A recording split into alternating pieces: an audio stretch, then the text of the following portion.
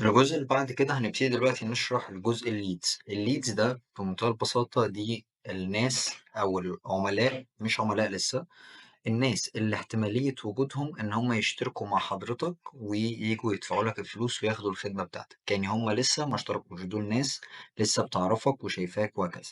فأنت لو حابب تسجلهم على السيستم كنوع من أنواع الleads وإن أنت تبقى مراقب كل الداتا بتاعتك، فأنا بدخل على client وبعدين التاب اللي هي leads بدوس عليها أهي تالت واحدة بدوس عليها.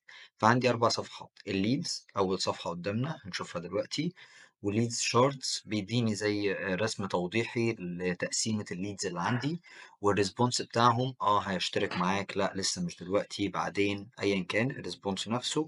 والريفيرالز كمان دي الناس اللي ساعات ممكن بتسوق لي، يعني مثلا زي في شركات كبيرة بتجيب ناس انفلونسرز مشاهير يسوقوا لها، فالناس دي شخصيا بيبقوا ريفيرالز او بيرشحوا المنتج او السيرفيس دي للناس التانية. تمام، فهي ممكن برضو ان انتوا لو عايزين تستخدموها.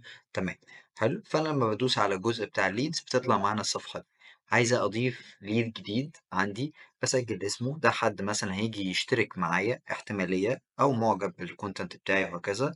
بسجل اسمه، الايميل بتاعه، رقم تليفونه، وريفيرد باي ده تبع مين بقى، مين الشخص اللي شغال معايا وبيرشح ليا. الناس بيرشحني أنا للناس. تمام، بضيفها، والجندر بتاعه، الريسبونس هل هو عايز يشترك لأ لسه هيرد عليا بعدين أيا كان بقى كل ده بنتحكم فيه.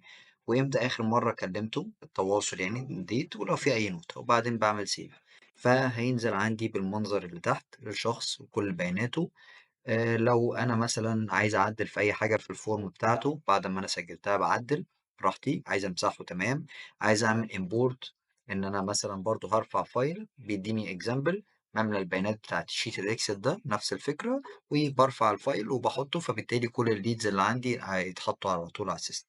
وده جزء filter إن أنا أفلتر مثلًا مين قالوا لي مين لسه، مين اللي تبع مثلًا الناس اللي معايا اللي شغالين تحتي بيعملوا لي referral ليهم.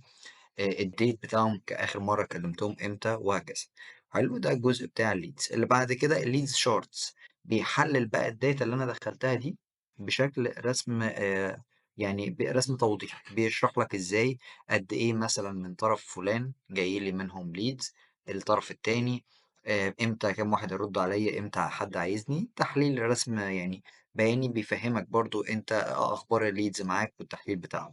الريسبونس ده بقى ان انا بضيف ريسبونس، هيشتركوا لا لسه بيفكروا، بضيف ريسبونس زي اللي احنا كنا بنختارها من شوية. وكمان من هنا الريفيرالز دي بضيف ناس بقى للانفلونسرز اللي تحتي او الناس اللي بترشحني، اخويا حد قريبي ايا كان، فبضيف الناس دي بعمل لهم زي اكونت وممكن يشتغلوا عليه عادي جدا. تمام، فده الجزء الخاص بالليدز.